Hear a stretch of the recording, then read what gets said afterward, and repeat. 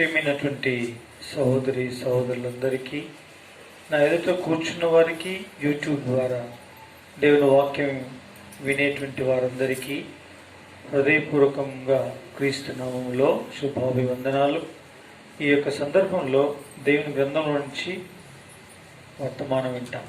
ఆదికాండం 1వ అధ్యాయం 1-2 వచనాలు కలిసి చదువుకుందాం. ఆదియందు దేవుడు భూమి ఆకాశములను సృజించెను. భూమి నిరాకారముగానో శూన్యముగానో ఉండెను. చీకటి అగాధ జలం పైన కమ్మియుండెను. దేవుని ఆత్మ జలములపై అల్లాడుచుండెను. చాలు. చదవబడిన ఈ లేఖన భాగములను ప్రభు దీవించి మన ఆధ్యాత్మికమైన ఆశీర్వాదం కొరకు విరిచి మనకు అనుగ్రహించునుగాక. గమనించండి ప్రియులారా, ఇక్కడ మరి 2వ వచనాన్ని మనం చూస్తే, భూమి నిరాకారముగా శూన్యముగా ఉండెను. చీకటి అగాధ జలము పైన కమ్మి ఉండెను. దేవుని ఆత్మ జలములపై అల్లాడుచుండెను. దేవుని ఆత్మ జలములపై అల్లాడుచుండెను. ప్రియులారా, ఇక్కడ 3 విషయాలు ఉంటో చూడగలం. దేవుని ఆత్మ, జలములు, అల్లాడుచుండెను. దేవుని ఆత్మ, జలములు అల్లాడుచుండెను అనగా, దేవుని యొక్క ఆత్మ జలములపై ఎందుకు అల్లాడుతూ ఉంది? పిల్లరా, వాస్తవంగా దేవుని యొక్క ఆత్మ మరి అల్లాడము అంటే అర్థమేమిటి? విలవిల్లాడిపోవడం, లేక బాధపడడం, ఎంతో వేదన కలిగి ఉండడం, వ్యక్తపరచడం, దాన్నే చూపిస్తుంది అల్లాడడం. ప్రియులారా, అయితే దేవుని ఆత్మ జలములపై అల్లాడుచుంది. అల్లాడుచున్నటువంటి ఇట్టి ఆత్మలో నుంచి ఈ సృష్టి ఆవిర్భవించింది. మీరు నేను చేయబడ్డాం. సర్వలోకము కూడా సృజింపబడింది. ఇప్పటికీ ఇంకా ఈ యావత్ సృష్టి కూడా ఏమవుతుంది? అల్లాడుతూనే ఉంది. కారణం, అల్లాడుతున్న దేవుని ఆత్మలో నుంచి ఈ సృష్టి యావత్తు ఆవిర్భవించింది కాబట్టి ఇంకా అల్లాడుతూనే ఉంది. పిల్లరా, ఎందుకొరకు అల్లాడుతూ ఉంది? ఎందుకు దేవుని ఆత్మ అల్లాడేదిగా ఉంది? నా ప్రియమైనటువంటి వాళ్ళరా, మరి దేవుని యొక్క వాక్యంలో మనం కొన్ని విషయాలు చూసిన తర్వాత మనకు అర్థమవుతుంది. ఇప్పుడు చూడండి, ఇక్కడ రోమా 9వ అధ్యాయం 1-2 వచనాలు. నాకు బహు దుఃఖమును నా హృదయములో మానని వేదనయు కలవు. క్రీస్తునందు నిజమే చెప్పుచున్నాను, అబద్ధమాడుట లేదు. చాలు. పిల్లరా, ఇక్కడ రోమీయులకు రాసిన పత్రిక 9వ అధ్యాయం ఈ 2 వచనాల్లో మనం చూస్తే, అపోస్తలుడైన పౌలు ఏం చెబుతున్నాడు అంటే, నాకు బహు దుఃఖమును నా హృదయములో మానని వేదన కలవు. ఎందుకొరకండి? 3వ వచనం, పరిశుద్ధాత్మ యందు నా మనస్సాక్షి నాతో కూడా సాక్ష్యం ఇచ్చుచున్నది. సాధ్యమైన దేహ సంబంధులైన నా సహోదరుల కొరకు నేను క్రీస్తు నుండి వేరై శాపగ్రస్తునై ఉండగోరుచున్నాను. ఎందుకండి? పిల్లరా, రక్షణ లేని, నశించడానికి అతి సమీపంగా ఉన్నటువంటి తన వారిని తను చూసినప్పుడు, రక్షింపబడని జనాంగాన్ని చూసినప్పుడు, పిల్లరా, తాను ఈ రీతిగా తాను వ్యక్తపరుస్తూ ఉన్నాడు. ఏంటండి అది అంటే, నాకు బహు దుఃఖము, నా హృదయంలో మానని వేదన కలవు. ఈ 2 విషయాలు అంటే, ఈయన పౌలు గారికి ఏమి తక్కువై అంటే ఏమి లేక, తన భార్య ఉందా? తన పిల్లలు ఉన్నారా? ఆయన వివాహం చేసుకోలేదు. ఆస్తిపాస్తుల కొరక, తను చేస్తున్న వ్యాపారమా, తాను పెట్టుకున్న వ్యవసాయమా, అసలు ఏది ఈ ప్రకారంగా తనకు దుఃఖము కలిగించింది? హృదయములో మానన వేదన కలదయ్యున్నది. ఎందుకు ఇది అనంటే, నా ప్రియులరా, కేవలం రక్షింపబడని, సత్యాన్ని గుర్తించకుండా ఇంకా అసత్యములోనే ఉంటున్నటువంటి ప్రియులను చూసి తాను ఈ దుఃఖమును, ఈ మానని వేదనను కలిగి ఉన్నాడు. నా ప్రియులరా, ఇది ఎవరి లక్షణం అంటే, మన ఇంత క్రితం చూసినట్టు దేవుని ఆత్మ జలములపై ఏమవుతుంది? అల్లాడుచుంది. అల్లాడుచున్న దేవుని ఆత్మలోని లక్షణాలండి ఇవన్నీ. లేక అల్లాడుచున్నటువంటి ఆ దేవుని ఆత్మకి, అల్లాడుచున్న దానికి పర్యాయ పదాములుగా మనం తీసుకోవచ్చు. పర్యాయ పదాలు: దుఃఖము, హృదయం నిండా దుఃఖము, మానని వేదన తను ఆంతర్యములో కలిగి ఉన్నాడు. పిల్లరా, ఇది దేవుని యొక్క ఆత్మ లక్షణము.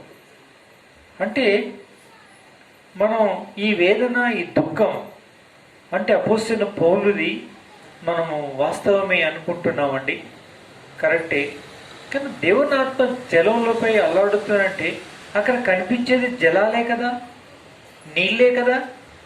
నీళ్ళ మీద ఆయన ఆత్మ ఎందుకు అల్లాడుతుంది? 17వ అధ్యాయం ప్రకటన గ్రంథం 15వ వచనం చదవండి ఒకరు. మరియు ఆ దూత నాతో ఇలాగు చెప్పెను, ఆ వేశ్య కూర్చున్న చోట నీవు చూచిన జలములు ప్రజలను, జన సమూహములను, జనములను, ఆయా భాషలు మాట్లాడే వారిని సూచించును. చూసారా? నీవు చూచిన జలములు ప్రజలను, జన సమూహములను, జనములను, ఆయా భాషలు మాట్లాడు వారిని సూచించును. జలములు ఎవరిని చూపిస్తున్నాయి అని అంటే, ఆదికాండం 1వ అధ్యాయం 2వ వచనములో చెప్పబడినటువంటి జలాలకు అర్థం ప్రకటన గ్రంథం 17వ అధ్యాయం 15వ వచనంలో అర్థం చెప్పబడింది. అదేమిటి అర్థము అంటే, జలములంటే జలములు కావు, వారు ప్రజలై ఉన్నారు, జన సమూహములు అయ్యున్నారు, జనములు అయ్యున్నారు, ఆయా భాషలో మాట్లాడు మనుషులు అయ్యున్నారు అని రాయబడింది. నా ప్రియమైనటువంటి వాళ్ళరా, ఇట్టి జలముల మీద దేవుని ఆత్మ అల్లాడుతూ ఉంది. ప్రియమైనటువంటి వాళ్ళరా, ఎందుకు ఇట్టి దేవుని ఆత్మ అల్లాడుతూ ఉంది అంటే, వినాశనానికి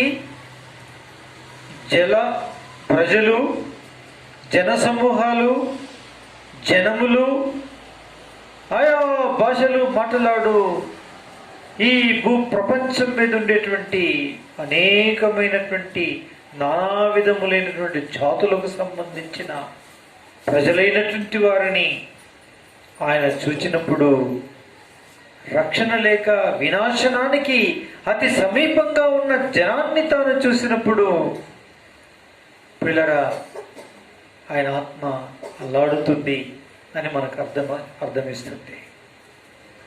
నా ప్రియమైనటువంటి వాళ్ళరా, ఇట్టి అద్భుతమైన దివ్య లక్షణాన్ని అపోస్తలుడైన పౌలు కలిగి ఉండుట విశేషం. ఎంతో ఆశ్చర్యకరమైన విషయం పిల్లారా. మనుష్య మాత్రుడు, మన వంటి వాడు. ఆయన అంటాడు, నా హృదయం నిండా దుఃఖం ఉంది, మానని వేదన ఉంది, రక్షింపబడిన జనాంగమును గూర్చి అంటున్నాడు. ఇది మాత్రమేనా? అపోస్తల కార్యములు 17వ అధ్యాయం 16వ వచనం. పౌలు ఏథెన్స్ లో వారి కొరకు కనిపెట్టుకుని ఉండగా ఆ పట్టణం విగ్రహములతో నిండి ఉండట చూచినందున అతని ఆత్మ పరితాపం పట్టలేకపోయిను. పౌలు మళ్ళొక్కసారి అంటున్నాడు, ఏథెన్స్ అనేటువంటి పట్టణాన్ని సందర్శించినప్పుడు అది గుళ్ళ చేతను, విగ్రహాల చేతను నింపబడి ఉండుట చూచినప్పుడు తన ఆత్మ పరితాపం పట్టలేకపోయేను. పట్టలేని ఆత్మ పరితాపం కలిగినవాడు. ఈ మూడు అపోస్తలుడైన పౌలు యొక్క హృదయంలో ఉన్నవి. వేదన ఉంది, ఫస్ట్ దుఃఖం ఉంది, మానని వేదన నుండి పట్టజాలని ఆత్మ పరితాపం ఉంది. ఈ మూడు ఒకే కోవకు సంబంధించినవేనను వాటి గూఢార్థములను కొంచెం లోతుగా ధ్యానిస్తే విపరీతమైనటువంటి బాధతో కూడినవి. కారే కన్నీరు వేరు, కార్చే కన్నీరు వేరు, కలిగి ఉన్న దుఃఖం వేరు. కలిగి ఉన్న దుఃఖము కన్నీరు కంటే మానని వేదన వేరు. ఈ మానని వేదన దుఃఖము కన్నీరు కంటే పట్టజాలని పరితాపం మరీ వేరై ఉన్నది అని మనం ధ్యానిస్తే దాని అర్థములను చూస్తే మనకు అర్థం అవుతుంది పిల్లరా. ఇదంతా దేని కొరకండి? ఇంతగా ఎందుకు కలిగి ఉన్నాడు? నేను క్రీస్తును పోలి నడుచుకొనుచున్నాను, మీరు నన్ను పోలి నడుచుకొనుడి అని చెప్పగలిగిన మహానుభావుడు ఎవ్వరూ ఇంతవరకు లేరండి. ఆ మాట ఎవరు చెప్పారు? పౌలు ఒక్కడు మాత్రమే చెప్పగలిగాడు. కారణం ఏంటో తెలుసా? క్రీస్తు తన శరీరములో వహించిన హింసలు, బాధలు, శ్రమలు విడిచిపెట్టి పోగా మిగిలినవి ఏవైతే ఉన్నాయో యేసు ప్రభు తాను పడి భరించి విడిచిపెట్టిన శ్రమలు ఏవైతే ఉన్నాయో వాటిని నా శరీరంలో నేను వహించుచున్నాను అన్నాడు. ఈ మాట చెప్పిన మహానుభావుడు కూడా ఎవరు లేరు. దీన్ని బట్టి అర్థమవుతుంది ఇతను ఆత్మపూర్ణుడు, దేవుని ఆత్మ కలిగిన వాడు. కాబట్టి పిల్లరా, ఎవరింటి వారో వారంటే ఆయనకి ఎంతో ఇష్టం. అంటే ఎవరింటి వారో అంటే అర్థం ఏంటండి? ఇట్టి ఆధ్యాత్మికమైన ఆత్మ లక్షణము కలిగినటువంటి వారంటే ఆయనకి ఇష్టం. వారి తలపుల్లో ఒక ఆలోచన వచ్చింది, ఇంకా ప్రార్థన చేయలేదు, ఇదైతే బాగుండేని అనుకున్నారు. అనుకున్న తోడనే పరమందు అది ఇచ్చుటకు ఆజ్ఞాపించబడి భూలోకమందు ఆయనకు అనుగ్రహించబడుతుంది అంతే. ఇంకా ఎందుకండి? అందుకే తినే తిండి కొరకు, కట్టే బట్ట కొరకు, ఉండే నివాస గృహముల కొరకు, లౌకికమైన సుఖ సౌఖ్య భోగభాగ్యాల కొరకు అడుగుట అది మామూలు విషయం మన జీవితంలో. కానీ వాటిని ప్రభు అన్నాడు, అవేవి మీరు అడగొద్దు, అవి తండ్రికి తెలుసు, అవి ఇస్తాడు. అయితే నా నీతిని, నా రాజ్యాన్ని ఏం చేయండి, మొదట వెతకండి అన్నాడు. అదే ఆయన బాధ. అది వెతికేవారు లేరు. బుద్ధస్థం మనుషుడు తెల్లవారు మేలుకున్నది మొదలుకుంటే రాత్రుల్లో నిద్ర పోయేటంత వరకు కూడా కలలో నిద్రలో కలవరించేదాంతో కూడా ఈ జీవన సంబంధమైన వాటి నిమిత్తమే మనుషుడు కలవరించి కలలు కని తలంచి ఆలోచించి ప్రార్థించి తలంచేవాడు ఆశించేవాడే. కానీ వాస్తవికంగా నిజముగా అట్టి వాటిని గురించి అడగకుండా ఆయన నీతిని, ఆయన రాజ్యాన్ని వెతికేవారు ఎవరైనా ఉన్నారా అని ఆయన వెతికితే కూడా కష్టం, దొరకరంట. ఒకసారి ఒక ఆయన కనిపించాడంట. పరలోకంలో మీటింగ్ జరుగుతూ ఉంది. గబుక్కుని లేసేసాడు, తనతో ఇంకొక ఇద్దరు లేచారు. ముగ్గురు కలిసి దిక్కుమని దిగొచ్చారు. ఎర్రటెండ ఆ ఎండలో అమ్మో ఏంటి అని చూశాడు. పరుగున గుడారపు ద్వారముందు కూర్చున్న ఆయన పరుగున పరిగెత్తి సాగిలబడి నమస్కరించి వారిని బ్రతిమిలాడి వారిని కాళ్ళు కడుక్కోమని చెప్పాడు. పరలోకంలోనూ పరిశాన్. ఎందుకు? ఎవరున్నారా, ఎవరన్నా కనిపిస్తున్నారా చూడండి అని మాకు చెప్పాడు. మేము చూస్తూనే ఉన్నాము. అంతలోపుగా దిబుక్కును లేచాడు. ఇద్దరు నెంబడి పెట్టుకొని ముగ్గురు కలిసి వెళ్ళిపోయారు. ఎక్కడ పోయారో ఏమో అనుకుంటున్నారు.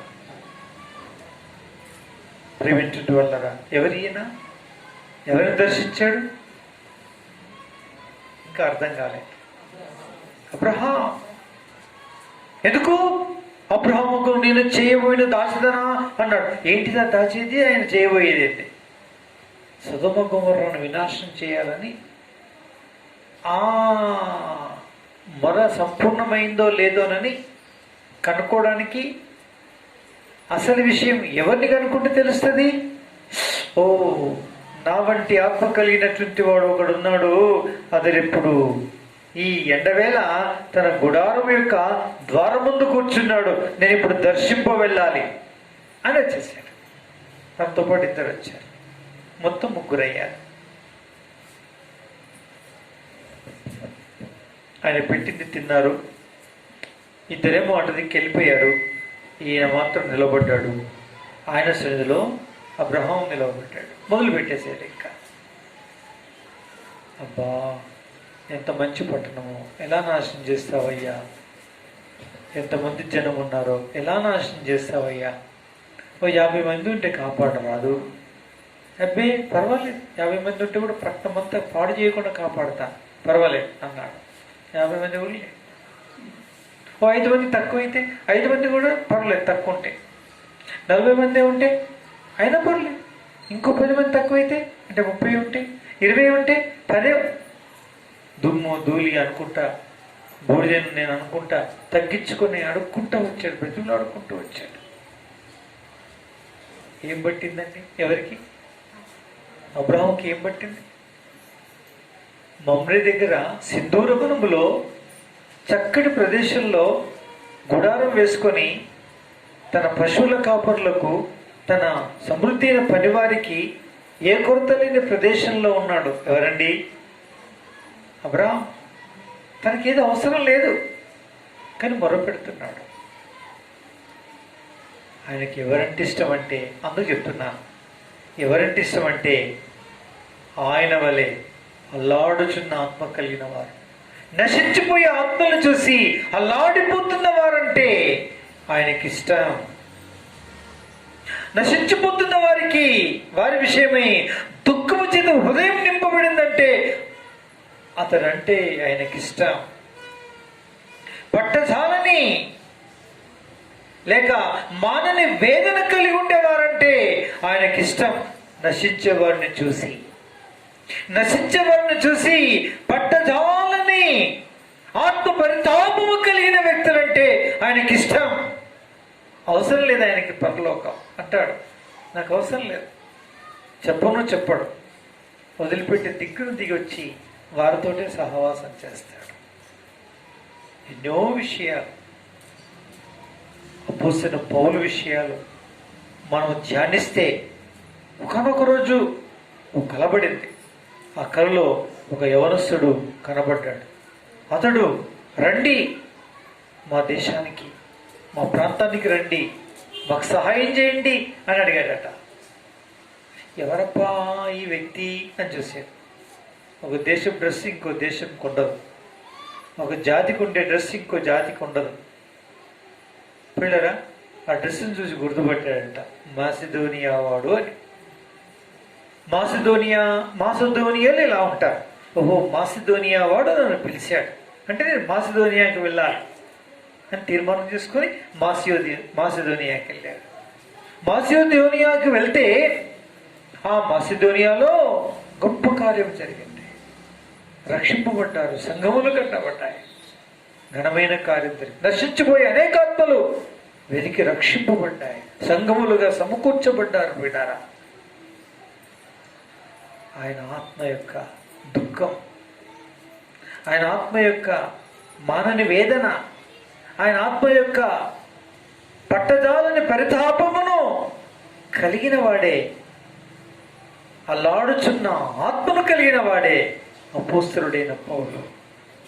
అందుకే అపోస్తలుడైన పౌలుకు దాచనటువంటి మర్మం ఏది కూడా లేదు. అన్నిటినీ తెలియజేశాడు. భూమి మీద తన దర్శింపు వచ్చినప్పుడు ఎన్నో విషయాలు తెలియజేసి ఇంకెన్నో విషయాలు తెలియజేయలేకపోతున్నాను పౌలు, చెప్పడానికి ఈ చోట అంతా యోగ్యమైంది కాదు అన్నాడు. అట్లయితే ఎట్లా ప్రభువా? సరే నేను యోచిస్తానులే అన్నాడు. యోచించేశాడు. యోచించి ఏం చేశాడు? 3వ ఆకాశానికి తీసుకొని పోయాడు. ఎన్నో ఆకాశానికి? నేను శరీరంతో కొనిపోబడ్డానో శరీరం లేక కొనిపోబడ్డానో నాకు తెలీదు, కానీ మాత్రం కొనిపోబడ్డా. క్రీస్తులో ఒక వ్యక్తిని ఎరుగుతున్నా, ఆ వ్యక్తి ఎవరో కాదు ఏని. అబ్బో, మనుషుడు ఉచ్చరించకూడదు, అట్టి మాటలు మనుషుడు ఉచ్చరించకూడదు, అట్టి మాటలు విన్నాను నేను. చెవులతో వినకూడని, కన్నులతో చూడకూడనివి, హృదయానికి గోచరము కాని సంగతుల్ని ఆ పరమందు 3వ ఆకాశమందు దేవుడు ముఖాముఖిగా అనేక సంగతులు చూపించుచు నాకు కనపరుస్తూ, నాకు ఉపదేశిస్తూ, నాకు తెలియజేస్తూ ఉంటే నేను వింటూ వచ్చానయ్యా అని చెప్పాడు. అందుకే ఎఫెసీయులకు ఒక మాట రాసి పెట్టాడు. 1వ అధ్యాయంలో 4 నుంచి 6లో చూస్తే 4 నుంచి 6లో చూస్తే అక్కడ ఒక అద్భుతమైనటువంటి మర్మయుతమైనటువంటి మాట ఒకటి చెప్పాడు. ఏంటండి?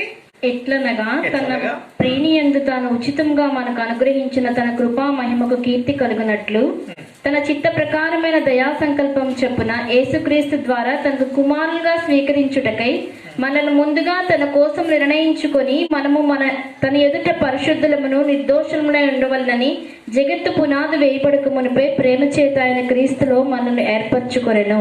జగత్ పునాది వేయబడక ముందే ఏంటండి? మనందరినీ జగత్ అనేటువంటి ఈ భూమి అనేటువంటిది పునాది అంటూ వేయబడక ముందే ఆయన ఎప్పుడో మనల్ని క్రీస్తులో ఏమయ్యాడట? ఎరిగి ఉన్నాడు. అంటే అదేంటండి? మనం ఎప్పుడో మనని ఎరిగినాడు, మనని కనుక్కున్నాడు, మనని ఏర్పాటు చేశాడు, మన పుట్టుక దినం రాశాడు, మన బర్త్డే రాసి పెట్టాడు, మన మ్యారేజ్ డే రాసి పెట్టాడు, మన జీవితంలో సంభవించే ప్రతి సంభవాన్ని రాసి పెట్టాడు, మన డెత్ డే కూడా రాసి పెట్టాడు. అన్నిటినీ రాసిపెట్టి అన్ని నిర్ణయం చేసి అన్ని ముగించేసేసాడు. క్రీస్తులో జగత్ పునాది వేయబడక ముందే అంటే మనం ఇప్పుడున్నోళ్ళం కాదన్నట్టు దాన్ని అర్థం. దేవుణ్ణిలో మనం ఎప్పుడో ఉన్నాం, మనకు తెలియదు. మనం తల్లి గర్భంలో పడిందే మనకు తెలియదు. తల్లి గర్భంలో నుంచి పడి తల్లి ఏనాడైతే ప్రసవించి మనకు జన్మనిచ్చిందో ఆ జన్మదినం కూడా మనకు తెలియదు. రాసి పెడితే తెలుసు మనకంతే. అది కొద్ది కాలం వరకు తెలీదు. మన తెలివి మనకు రావడానికి, నేను ఒక మనుషుణ్ణి, నేను ఇది తింటున్నా, నేను అది తింటలేను అనేది తెలవడానికి, మంచి చెల్లు కనుక్కోవడానికి కొన్ని నెలలు, కొన్ని సంవత్సరాలు పడుతుంది. ఆ తర్వాత ఓ నేను మనుషుణ్ణి అన్నమాట అనేది అర్థమవుతుంది. పుట్టినాక కూడా అంటే ఇంతకాలం మరి జరిగిపోయిందంతా నీకు తెలవంత మాత్రాన నీకు లేనట్టే. నువ్వు లేకపోతే నువ్వు ఎట్లున్నావు మరి? అది కూడా అంతే. జగత్ పునాది వేయబడక ముందే, ఈ భూమి పునాది వేయబడక ముందే, జగత్ పునాది వేయబడక ముందే దేవుడు నిన్ను నన్ను ఎప్పుడో ఆయన కనుగొన్నాడు, మనని ఏర్పరచుకున్నాడు, మనని నిర్ణయం చేశాడు, అన్నింటినీ రాసి పెట్టాడు. అన్నిటినీ ఏం చేశాడు? రాసి పెట్టాడు, నిర్ణయం చేసేసాడు. ఈ సంగతి అంత క్రితం మహానుభావుల్లో ఎవరికి తెలియదు, ఆ తర్వాత ఎవరికి తెలియదు. ఈయనకు తెలుసు, ఈయనకు అర్థమైంది. ఈ విషయాన్ని తెలియచేశాడు ప్రభు. ఇలాంటివి ఎన్నో సంగతుల్ని తన పత్రికల్లో ఏం చేశాడండి? రాశాడు. అది మన హృదయానికి గోచరము కానీ మనకు అర్థం కాని అతీతమైనటువంటి ఎన్నో విషయాలని అపోస్తలుడైన పౌలు దేవుని స్వరము ద్వారా విని తన ఆత్మ ద్వారా గుర్తించి వ్రాయించి పెట్టిన సంగతులు ఇంకెన్నో దైవ గ్రంథంలో ఉన్నాయి, ఆయన రాసిన పత్రికల్లో ఉన్నాయి. కారణం ఏంటో తెలుసా? కారణం ఏంటంటే అల్లాడుచున్న దేవుని ఆత్మలోని లక్షణములను ఎవరు కలిగి ఉన్నారు? పౌలు కలిగి ఉన్నాడు. అల్లాడుచున్న ఆత్మ, జలములపై అల్లాడుతున్నటువంటి ఆత్మ అనగా జనముల కొరకే అల్లాడుతున్నా, ప్రజల నిమిత్తం అల్లాడుతున్నా, జన సమూహం నిమిత్తం అల్లాడుతున్నా, నానా భాషలు మాట్లాడుచున్న వారి నిమిత్తం అల్లాడుచున్నటువంటి ఆ ఆత్మల కొరకు ఆ ఆత్మని పౌలు కలిగి ఉన్నాడు. కలిగి ఉన్న ఈ ఆత్మలో దుఃఖం నింపబడింది, మానని వేదన నింపబడింది, పట్టజాలని పరితాపము నింపబడినది. ఇదంతా కూడా దేవుని ఆత్మ యొక్క దివ్యమైన లక్షణం. దీన్ని కలిగి ఉన్నాడు ఎవరండి? పౌలు. తన భార్య కొరకు కాదు, తన పిల్లల కొరకు కాదు, తన సంపాదన కొరకు కాదు, తనకంటూ ఉన్న ఒక ప్రత్యేకమైన ఏర్పాటు నిమిత్తం ఏమాత్రం కూడా కాదు. ఇది కేవలం జనం కొరకై, తన సృజింపబడిన మనుష్య మాత్రులు నశించకుండా నిమిత్తమై తన ఆంతర్యంలో కలిగి ఉన్న 3 విషయాలు పిల్లరా. అందుకే అల్లాడుతున్న ఆత్మ యొక్క లక్షణం కలిగిన వాడు పౌలు. అందుకే అంటాడు, నేను సంతృప్తి కలిగి ఉన్నాను, నాకు కొరత కలిగి చెప్పటం లేదు, నేను సర్వ సమృద్ధి కలిగి ఉన్నాను, నాకు ఇంకేం అవసరం అంటాడు. నేను చంటి పిల్లల్ని గారావించినట్టు మిమ్మల్ని గారావించాను అంటాడు. మిమ్మల్ని నా కన్నీళ్లతో కనుక్కున్నాను అంటాడు. కన్నీళ్లతో ఏం చేశాను? కనుక్కున్నాను. ఇది మొత్తమేనా? సరిపోయిందా? 4వ అధ్యాయం 19వ వచనం గలతీయుల రాష్ట్ర పత్రికలో ఈ 3తో పాటు ఇంకొకటి ఉంది చూడండి అక్కడ. అదేంటి? నా పిల్లలారా, క్రీస్తు స్వరూపం మీ అందు ఏర్పడి వరకు మీ విషయమే మరలా నాకు ప్రసవ వేదన కలుగుచున్నది. అమ్మో, ఏం వేదన కలుగుతుంది? ఏం వేదన కలుగుతుంది? ప్రసవ వేదన. మరలా అంటే అర్థం ఏంటి? ఇంతకుముందు ఆల్రెడీ ప్రసవ వేదన పడ్డాడు. ఎవరు? పౌలు. ఒక ఆత్మను కనుక్కోవడం ఏమనుకుంటున్నారండి? ఒక ఆత్మను కనుక్కోవడం, ఒక కుటుంబాన్ని క్రీస్తులో కనుక్కోవడం, ఒక సంఘాన్ని రూపించడం, సమకూర్చడం అంటే ఏమనుకుంటున్నారు? యెషయా గ్రంథం ప్రియమైనటువంటి వల్ల చాలా విషయాలు మనకు గోచరం కావు, మనకు అర్థం కావు. అందుకే యెషయా గ్రంథం 66వ అధ్యాయం 7వ వచనం. ప్రసవ వేదన పడక మునుపు ఆమె పిల్లలు కన్నది. ప్రసవ వేదన పడక మునుపు ఆమె పిల్లలు కన్నది. నొప్పులు తగలక మునుపు మగపిల్లను కన్నది. అట్టి వార్త ఎవరు వినియుండిరి? అట్టి వార్త ఎవరు విన్నారు? అట్టి సంగతులు ఎవరు చూచారు? ఒక జనమును కనుటకు ఒకనాటి ప్రసవ వేదన చాలునా? ఒక నిమిషంలో ఒక జనము జన్మించునా? ఇదే సంగతి. ప్రసవ వేదన. నేను ప్రసవ వేదన పడి మిమ్మల్ని కన్నాను, మళ్ళీ మీలో క్రీస్తు స్వరూపం ఏర్పడు నిమిత్తం నేను మరలా ప్రసవ వేదన పడవలసి వస్తుంది. నేను ప్రసవ వేదన పడుతున్నాను అంటున్నాడు. ప్రసవ వేదన పడితే తప్ప పిల్లల్ని ఏ స్త్రీ అయినా కనుకుందా? మొలకై ఒక తల్లి గర్భంలో మలిసిన మొదలు అక్కడి నుంచి ఆరంభమవుతుంది ఆ తల్లికి వేదన. దినం గడిచినా కొలది, వారం గడిచినా కొలది బరువెక్కువవుతూ ఉంటుంది. నవమాసాలు నిండినప్పుడు మరీ ఎక్కువ అవుతుంది. ఇక విడుదల ఆసన్నమైనప్పుడు పుట్టి నొప్పులతో పడేటువంటి బాధ సచ్చి పుట్టిన దాంతో సమానమవుతుంది ఆ తల్లి. నా ప్రియమైనటువంటి వాళ్ళరా, అపోస్తలుడైన పౌలు అంటాడు, నాకు కుమారులు లేరు, నాకు కుమార్తెలు లేరు, నాకు వివాహం కాలేదు, నేను ఒక స్త్రీని వివాహం చేసుకోలేదు, కానీ సొంతంగా నేనే గర్భం ధరించి నా గర్భము చించి నా కన్నీరు కార్చి నేను పిల్లల్ని కన్నాను అంటాడు మగవాడు. ఏ విధంగా పిల్లరా? ఆధ్యాత్మికమైనటువంటి ఆవేదన చేత, ఆధ్యాత్మికమైనటువంటి ప్రసవ వేదన చేత, ఆధ్యాత్మికమైనటువంటి పురిటి నొప్పుల చేత, ఆధ్యాత్మికమైనటువంటి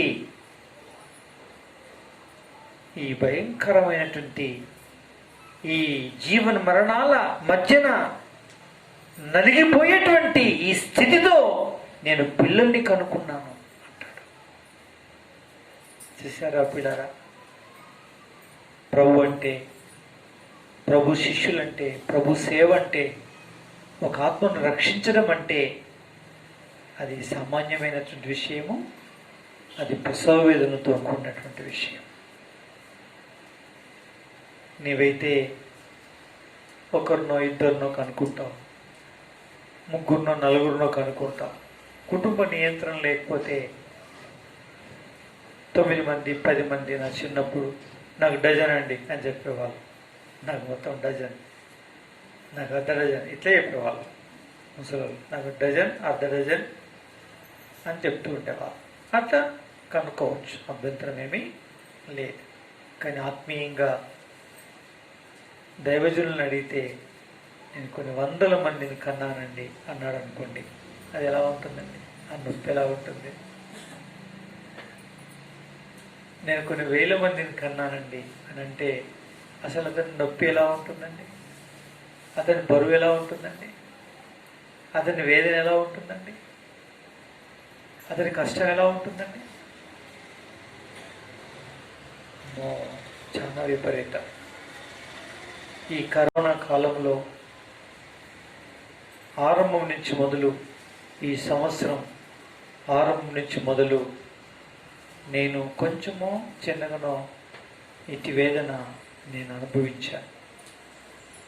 ప్రభు ఏమో నువ్వు వెళ్ళు, నీకు నీవే పరిచయం చేసుకో అంటాడు. అక్కడ వెళ్తే ఏం చేయనో అర్థం కాదు. ఎవరికంట పరిచయం చేసుకోవాలి? హైదరాబాద్లో నన్ను పిలుచుకోండి అయ్యో అని అన్నా, నన్ను చేర్చుకోండి అయ్యా అని అన్నా. నేను ఏమనాలి? ప్రతిరోజు ఈ లాక్డౌన్ కాలంలో 2 గంటలకి, 1 గంటకి, 3 గంటలకి ఎప్పుడైతే అప్పుడు మెలకు వచ్చినప్పుడు నిద్ర పట్టక ఇక్కడ లేకుంటే పైకి వెళ్ళిపోవడం.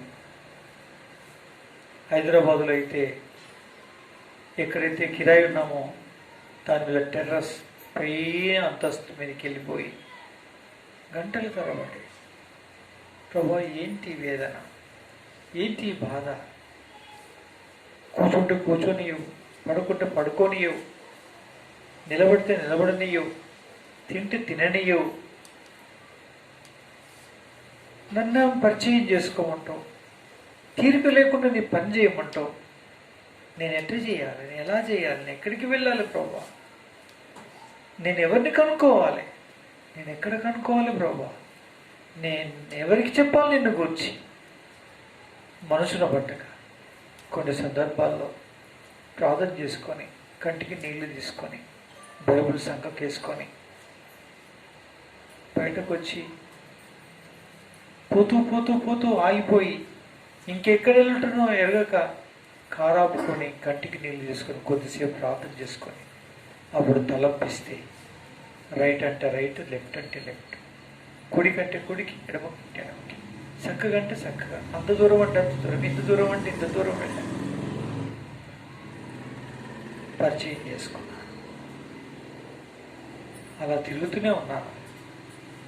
వద్దన్నట్టు వాళ్ళు ముఖం పెట్టినా, అబ్బా మొదనే వచ్చాడు మళ్ళీ వచ్చినాడు ఈయన అని అనుకున్నట్టు వాళ్ళు ముఖం మీద కొట్టినట్టు వారి ప్రవర్తన ఉన్నా వాళ్ళ ఇళ్లలోకి వెళ్ళారు.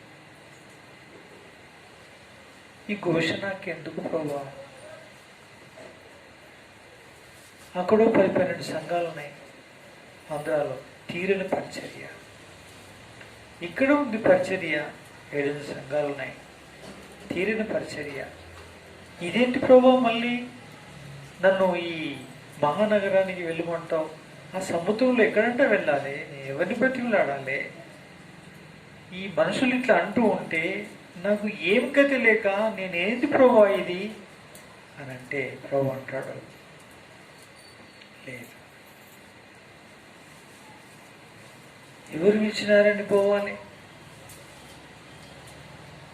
ఐగుప్తు నుంచి విడిపించమని మోషేని పిలిచినారు ఎవరైనా? ఎవరు విలువ? నిన్నెవరు పిలుస్తాడు? మరి ఎవడు విలువడు? నువ్వు వెళ్ళాలా? పాడైన ప్రహరీలు, కూలిపోయిన యెరూషలేము, కాలిపోయిన గుమ్మాలు అవి పిలిచినాయా నెహెమ్యాను? లేదు ప్రభా, నెహెమ్యానే వచ్చాడు. అంతే మరి, నిన్నెవడు పిలుస్తాడు? ఎవడు విలువడో. కానీ నువ్వు పంపించినావు కదా ప్రభా. అదే అంటున్నా కదా నేను, వెళ్ళు నువ్వని. నిన్ను పిలిచేటోడు ఎవడు ఉన్నాడు? చివరి మాట అంటాడు, మళ్ళీ అదే ప్రార్థన చేస్తున్నావేంటయ్యాను? ఈ పాపిష్టి లోకంలో ఏ పాపాత్ముడైనా ఓ యేసు రక్షక మమ్మల్ని రక్షించి నీకు రా అని పిలిచినారో చెప్పు అని అడిగాడు. అక్కడ నా గుండె పగిలిపోయింది. నిజమే ప్రభా, ఎవరు పిలవలేదు, నువ్వు బిడ్డే పిలిచావా? నేనెక్కడ పిలిచాను, నేనెక్కడ ఉన్నా ప్రభా? అప్పుడు క్షమించండి. అందుకే మాట్లాడద్దు. నా ప్రియ కుమారుణ్ణే పిలువలేని లోకం నిన్నెవడు పిలుస్తాడు, నిన్నెవడు ఆహ్వానిస్తాడు? ప్రేమను బట్టి నా ప్రియ కుమారుడు తను తాను పరిచయం చేసుకున్నాడు ఈ లోకానికి. కొడితే పడ్డాడు, తిడితే పడ్డాడు, ఊంచితే తోడుచుకున్నాడు, అన్నీ చేశాడు. నీవెవరు ఆఫ్టర్ ఆల్? నీవెవరు చెప్పు? ఇంకా నా నోట మాట రాలేదు, అర్పించుకున్నాను, కన్నీరు ఆగింది. అప్పటి నుంచి ఆరంభమైంది పరిచయం చేసుకోవడం. ఎప్పుడు ఈ 3 మాటలు ఈ 3 మనుషుల్ని జ్ఞాపకం చేస్తూ వచ్చాడు ప్రభు. వేదన అంటే ఏంటో దాదాపు ఆ యొక్క ఈ 8-9 నెలలు దేవుడు తను దాని బాధ ఏంటో, దాని వేదన ఏంటో తెలియజేశాడు. 10వ నెల 4వ తారీఖు ఉదయకాలం ఒక ఫోన్ వచ్చింది. అన్నా, ఇక్కడ మీ పరిచయం జరుగుతుందంట కదా, అక్కడికి మేము వస్తామన్నా బల్లారాధనకి. మీరెవరు నాకు తెలీదు, ఎట్లొస్తారయ్యా? మీరు అడిగే ప్రాంతంలో మాత్రం పరిచయం చేసిపోతున్నా, అక్కడ లేదు బల్లారాధన, కొంచెం దూరంలో ఉంది, ఆడికి రావడం మీరు కష్టం. అయినా మీతో మాట్లాడకుండా మీరు ఎట్లొస్తారు అన్న? అట్లయితే ఎప్పుడు టైం ఇస్తారు చెప్పండి? 5వ తారీఖు సోమవారం సాయంకాలం. సరే, కరెక్ట్గా పోయిన నెల మొదటి ఆదివారం నాడు ఉదయకాలం జరిగిన సంగతి అది. అన్న మీరు రండి అన్న. సరే వెళ్ళాను, మాట్లాడినా. వాళ్ళెవరో కాదు, రేవోతులో ఉన్నప్పుడు ఏ వీరాచారి అయితే 60-70 మందిని తీసుకొచ్చి దాడి చేశాడో, ఆ దాడి చేసిన వారిలో కొద్దిమంది ఆ ప్రాంతంలోని ఆ ఉండే సంఘానికి సంబంధించిన మనుషులు ఉన్నారు. ఆ మనుషులు వారు. ఆ మనుషులు వచ్చినప్పుడు చామాను బయటపెట్టి సేవకురాలను పైనుంచి కిందికి తీసుకొచ్చి మందిరంలో బంధించి సెల్ ఫోన్ పగలగొట్టినప్పుడు అప్పుడు భయమై స్పెషల్ మీటింగ్లను తీసుకొచ్చారు. ఇక్కడ దాడి చేస్తున్నారు. అమ్మ బాబోయ్, ఇదంతా సేవకులు చూసుకోవాల్సిన పని. భయమై బయటికి వెళ్ళిపోయి మళ్ళీ లోపలికి రాలంట వాళ్ళు. అప్పటి నుంచి ప్రార్థన చేస్తూ ఉన్నారు. ఇప్పుడు కొద్ది కాలానికి ఇదే దాడి వాళ్ళు ఏ సంఘంలో అవుతున్నారో ఆ సంఘ సేవకుల మీద అదే దాడి జరిగింది. అదే ప్రకారమైన పరిస్థితి ఏర్పడింది. ఆయన బయటకు వస్తే ఆయనతో పాటు 10 మంది బయటకు వచ్చేసారు. కానీ ఆయన మీ లెక్క ఎవరి వాళ్ళు నిలదొక్కున్నట్టు నిలబడలేక ఎవరితోటో కాంప్రమైజ్ నేను వెళ్ళిపోతున్నా, మీ దిక్కున్న దిక్కు వెళ్ళిపోండి అని చెప్పేశాడన్నా. మాకేం అర్థం కాలేదు, ఇక్కడ వచ్చిపోతున్నారని మీ ఫోన్ నెంబర్ ఇచ్చారు మాకు, అందుకు మేము ఫోన్ చేసినాము మీకు, మేమే వాళ్ళం అని అంటే అప్పుడు చెప్పాను, అయ్యా నేను మీ కొరకు ఇంత రాలేదు, దేవుడు గత 2 సంవత్సరాల నుంచి ఆల్రెడీ ఈ మహానగరానికి నడిపిస్తూ ఉన్నాడు. కాబట్టి ఆల్రెడీ నేను పరిచర్య చేసిపోతూ ఉన్నాను. ఇక్కడ కొద్దిమంది ఉన్నారు కూడా. ఏదో కండిషన్ ప్రార్థన చేస్తూ ఉన్నాం. సొంత సంఘం అంటూ ఏర్పడితే ఈ సిటీలో సెకండ్ శనివారం, సెకండ్ శుక్రవారం ఉపవాస ప్రార్థన కలిగి ఉండాలని ఒక తీర్మానం చేసుకున్నా నేను. అదెప్పుడు కాదు, ఇప్పుడు ఆ సమయం వచ్చేసింది. కాబట్టి ఈ 10వ నెలలోనే 9వ తారీఖు 10వ తారీఖు 2 రోజులు ఉపవాస ప్రార్థనలు, 11వ తారీఖు నాడు బల్లారాధన ఆరంభమైపోతుంది. ఇంకా ఇది దేవుని చిత్తమని నేను విశ్వసిస్తున్నాను అని చెప్పేసి 9-10 తారీఖుల్లో ఉపవాస ప్రార్థన, 11వ తారీఖు బల్లారాధన ఆరంభించాం. మొట్టమొదలై దాదాపు 40-45 నుంచి 50 మంది వరకు వచ్చారు. అందరూ పాటలు పాడతారు, ఆరాధన చేస్తారు, పనిలో పాల్గొంటారు. ఈ విధంగా దేవుడు తాను ఒక సంఘమును ఏర్పాటు చేశాడు. అంత క్రితం 8వ నెలలో సుచిత్ర కొంపల్లి ఏరియాలో చిన్న సంఘం ఏర్పడింది. తర్వాత 2వది ఇక్కడ ఏర్పడింది. వీళ్ళగా మళ్ళీ కేసు మీది స్టే ఆర్డర్ ఎత్తివేయబడినది, అరెస్ట్ వారెంట్ ఇష్యూ అయింది, మిమ్మల్ని అరెస్ట్ చేస్తాం, డైరెక్ట్గా మిమ్మల్ని జైలుకు పంపిస్తాం, మీకు బెయిల్ లేదు అని ఆగస్టు 9వ తారీఖు నాడు సాయంకాలం సిఐ పిలిపించుకొని బెదిరించాడు. ఆ నెలంతా మళ్ళీ అంతకుముందు 2 నెలలు ఎట్లయితే ఏడ్చి సిటీలో ఉండడం జరిగిందో అదే రీతిగా నెలంతా ఏడ్చుకుంటూ సిటీలో ఉండవలసి వచ్చింది. ఇదంతా నేను ఎందుకు చెప్తున్నానంటే, ఒక జనం ఒక నిమిషంలో జన్మించగలరు. నొప్పులు తగలకుండా మగపిల్లను ఒక స్త్రీ కనలేదు.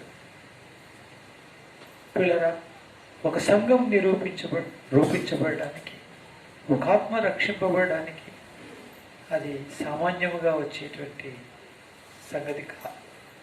ఒక స్త్రీ తన గర్భం ధరించి 9 మాసాలు మోసి గర్భము చించితే తప్ప జన్మ ఎలా ఇవ్వబడదో, ఒక దైవ సేవకుడు, ఒక ఆత్మల సంపాదకుడు, ఒక సువార్థికుడు వాడు కష్టపడి కన్నీరు కార్చి గర్భము చించి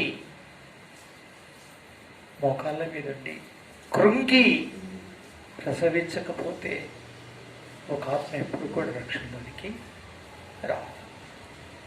ఇది సేవ అంటే.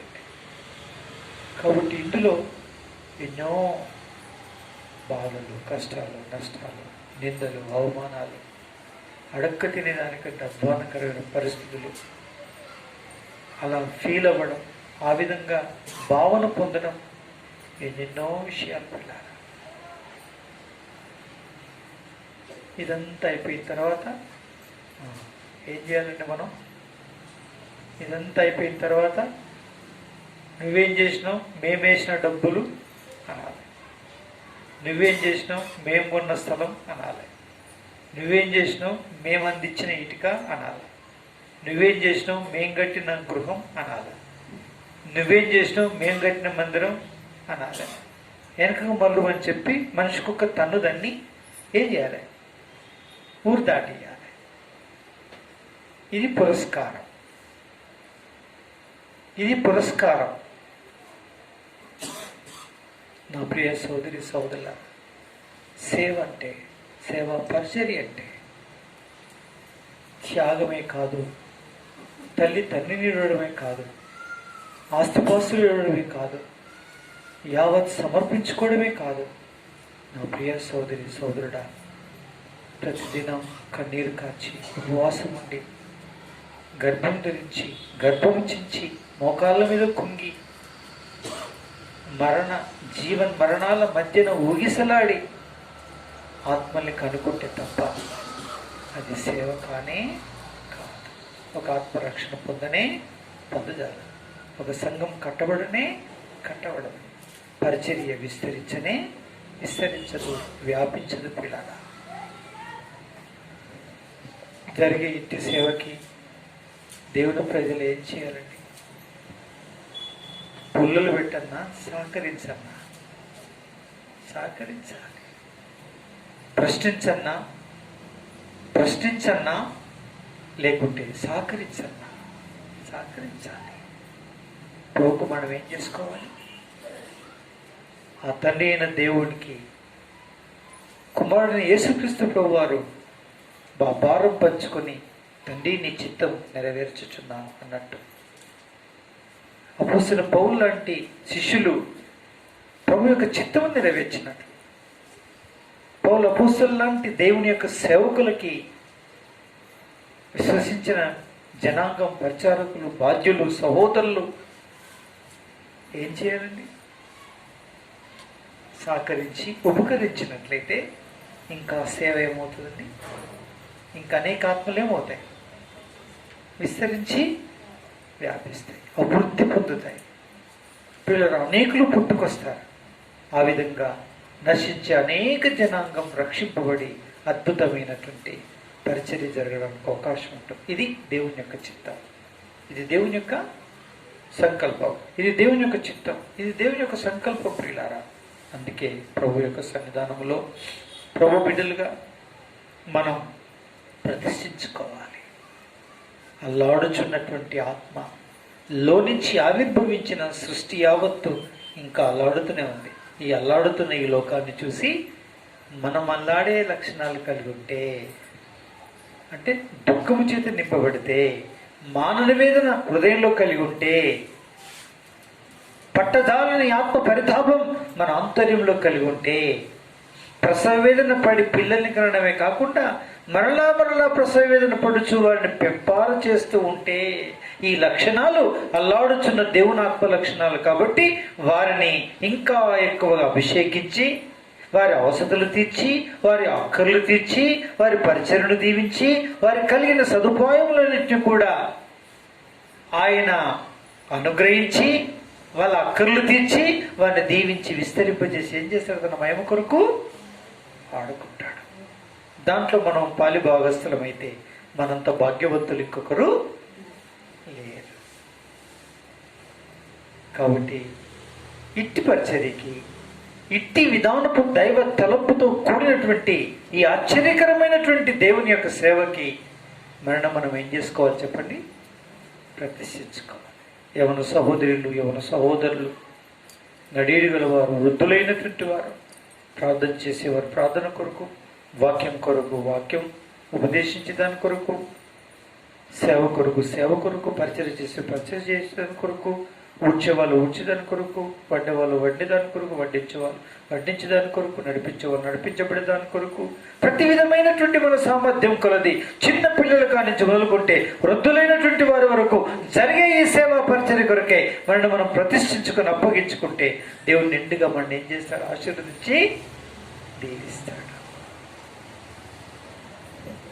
పిల్లలు సమర్పించుకోవాలి. ఇది దేవుని వేదన. చాలా మందికి అది ఉండదు. ఎంతమంది కొడుకులున్నా ఉండని వాళ్ళ కొరకే సిద్ధపరచుకుంటారు.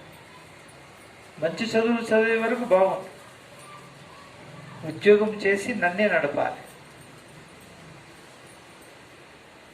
ఎంతమంది బిడ్డలున్నా పుట్టాలి, మన చుట్టే తిరగాలి, మన చుట్టే మనకు సేవకర్తన చేయాలి. అది మన అపేక్ష.